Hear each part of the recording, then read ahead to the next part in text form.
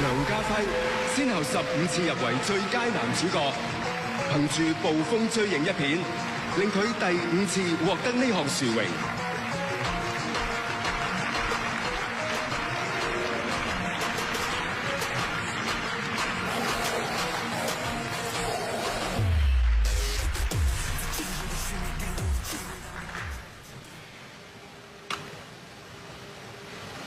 Okay.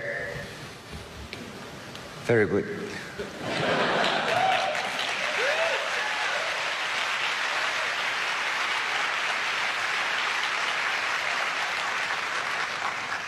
今年係香港電影金像獎44週年，亦都同時係我加入電影行業嘅第44個年頭，所以呢次嘅提名對我嚟講別具意義，無論攞唔攞到，都係我一個終身嘅榮耀。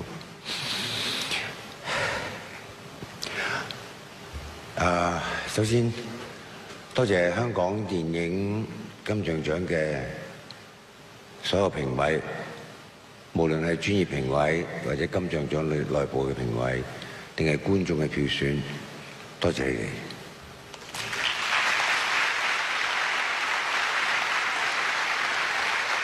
當然，我要多謝《捕風追影》嘅導演、製作團隊，同埋已經獲獎嘅今晚獲獎嘅蘇杭動作導演，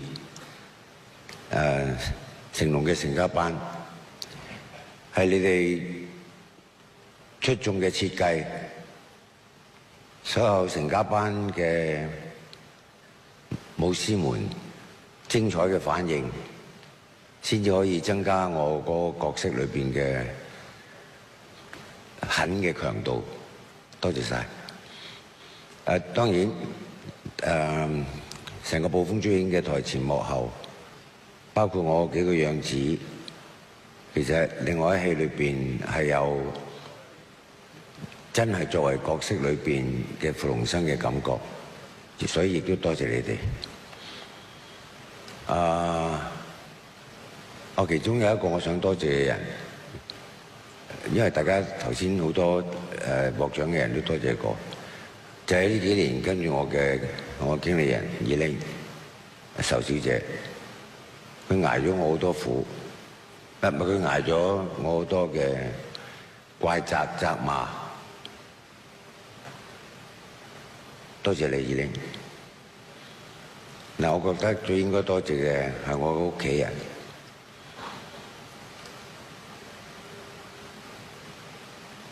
我兩個女，我兩個女婿，我兩個孫，唔好打電話俾我而家。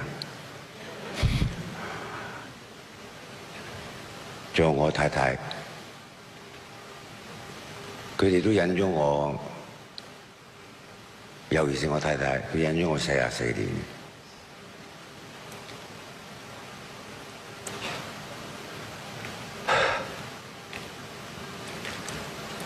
好多謝。